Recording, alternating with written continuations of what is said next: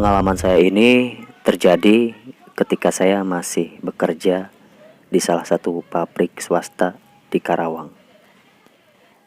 Dan saat itu saya bekerja di bagian marketing. Dan salah satu pekerjaan seorang marketing adalah bertemu dengan klien. Saya ingat betul, saat itu tanggal 19 Oktober 2017, saya ditugaskan untuk bertemu dengan klien di Bandung. Schedule saat itu pun memang sangat padat, dari meeting, reporting, dan kerjaan lainnya. Dan pada akhirnya pukul 3 sore saya baru prepare untuk ketemu klien saya di Bandung. Pukul 15.30 akhirnya saya berangkat. Biasanya 2 jam lah sampai Bandung. Kalau dari tol Karawang Barat saya pikir cukup lah, karena saya ketemu dengan klien saya pukul 7 malam.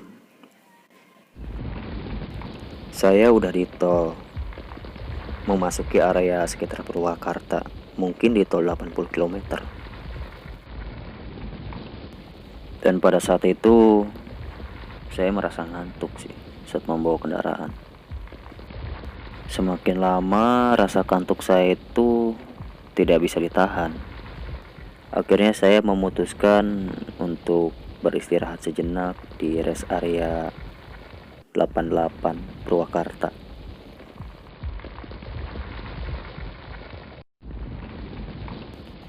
Setelah mobil saya terparkir, saya langsung menghubungi klien saya dan meminta untuk bertemu sekitar jam 8 malam.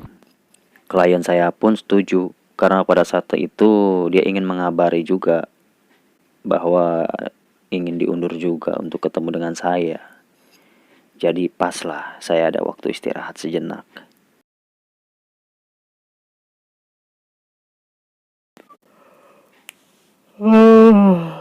Oke ya, bisa tidur juga gua. Istirahat sebentar lah.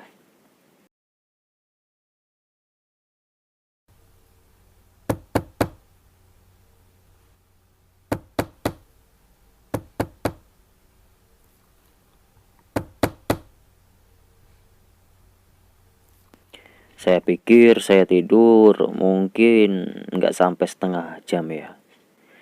Tiba-tiba ada yang mengetuk pintu mobil saya.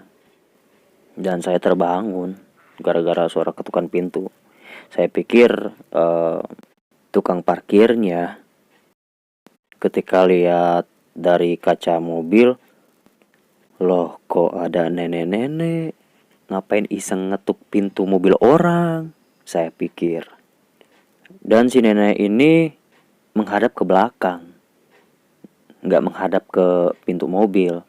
Jadi saya nggak kelihatan banget itu mukanya kayak gimana. Yang pasti dia pakai kerudung putih, pakai kebaya warna agak-agak semu-semu coklat, dan kelihatan tangannya itu keriput,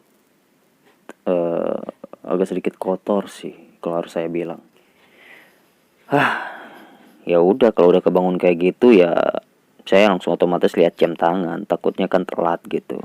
Dan ternyata bener, udah jam 6.30 aja. Wah parah sih, ini bakal telat nih.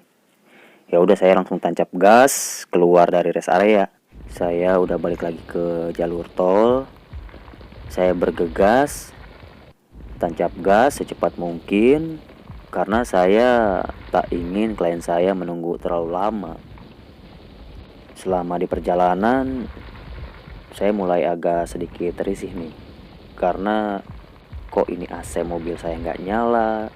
Saya ngerasa agak sedikit sesak. Saya mulai agak sedikit panas tubuh saya. Saya coba mengotak-ngatik tombol yang ada di mobil saya. Kok AC-nya ini kenapa nggak nyala-nyala gitu. Ya udahlah, saya buka kaca mobil saya sedikit supaya kena angin. Mungkin dengan itu udara yang ada di dalam mobil bisa keluar, bisa agak sedikit sejuk lah di dalam gitu. Ketika saya sudah buka, kok masih merasa panas badan saya. Kenapa ini? Ya, Akhirnya saya memutuskan untuk memperlambat laju mobil saya dan saya mengambil lajur kiri. Ketika saya mau ambil lajur kiri, ada truk nih, kok lampunya nggak dinyalain, padahal kan situasinya udah malam, harusnya dinyalain lah, saya pikir. Ya udah, saya bergegas melewati truk itu dengan saya di lajur tengah. Ketika saya melewati mobil itu, saya tengok ke kiri, terlihat jelas tuh kepala mobilnya hancur, kepala mobilnya. Tapi saya pikir kok masih bisa jalan ya. Ketika saya lihat-lihat lagi, kok nggak ada orangnya ya. Perasaan saya saat itu, wah ini udah nggak beres nih, udah aneh banget. Sambil saya melaju di jalur tengah, saya lihat di sekeliling, bahkan di depan saya, ada beberapa mobil yang nggak menyalakan lampu. Dan kondisi mobilnya pun ada beberapa yang penyok dan yang rusak gitu. Saya pun masih ingat dengan mobil-mobilnya itu. Mobilnya kayak Kijang, Innova, sama Karimun yang kecil gitu. Itu jelas. Dan setelah saya memperhatikan sekitar, saya dengar suara seperti seseorang yang berbisik, dan saya rasa itu ada di belakang mobil gitu. Saya mau nengok, saya takut.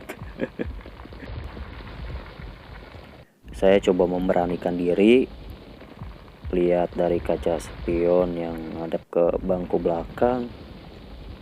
Loh kok nggak ada apa-apa. Saya lihat ujung ke ujung, oh nggak ada, ternyata itu cuma perasaan saya aja. Saya pikir begitu. Ketika pandangan saya balik lagi ke jalan, tiba-tiba di depan ada nenek yang gue lihat di rest area. Dia pakai kerudung putih, terus kebaya coklat. Saya banting ke kiri jalan, saya nabrak pembatas jalan, dan saya panik saat itu. Tiba-tiba dari belakang mobil lainnya menabrak mobil saya juga, dan saya di dalam mobil merasa diguncang-guncang. Saya hanya bisa megang erat aja itu setir.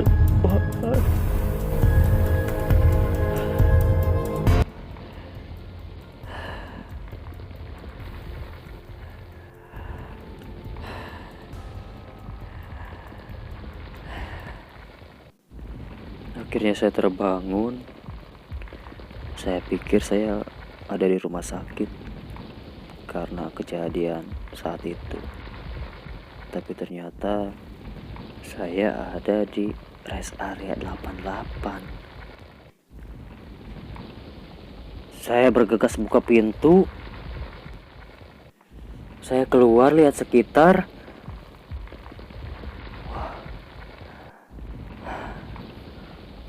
Saya coba menenangkan diri saat itu. Apa tadi cuma mimpi? Saya pikir. Dan suara handphone saya pun berbunyi. Wah, ternyata dari klien saya. Klien saya berkabar dia bisanya ketemu jam 10 malam saat itu. Oh oke deh, saya jawab.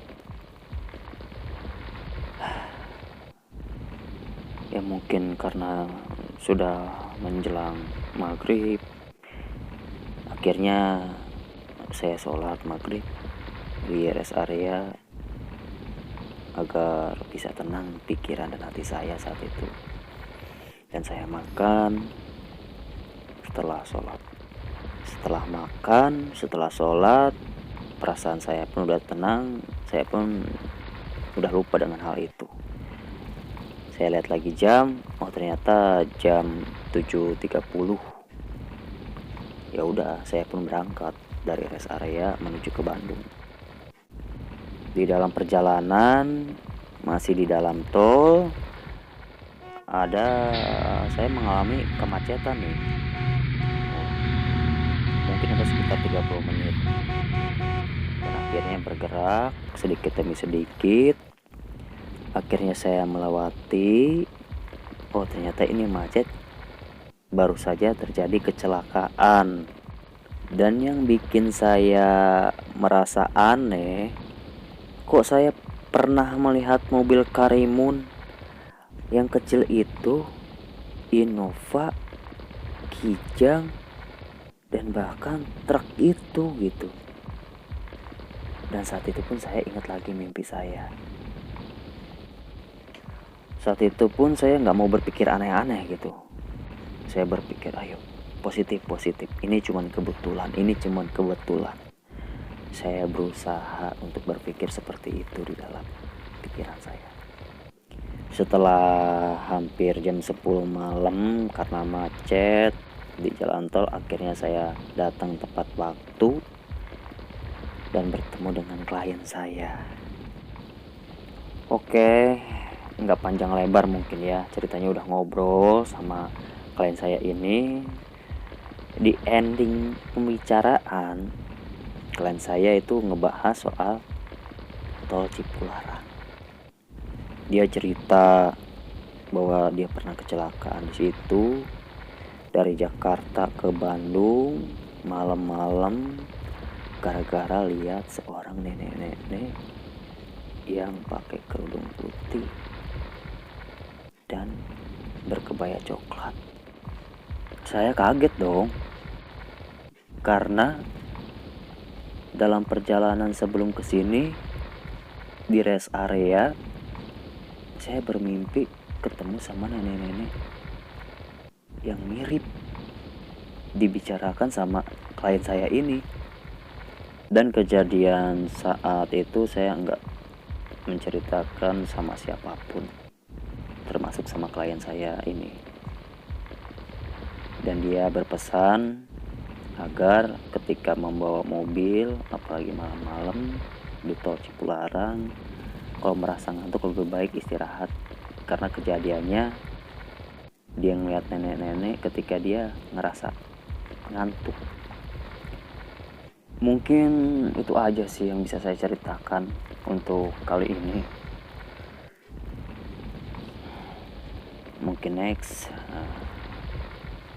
saya akan bercerita lagi tentang pengalaman saya lainnya ya.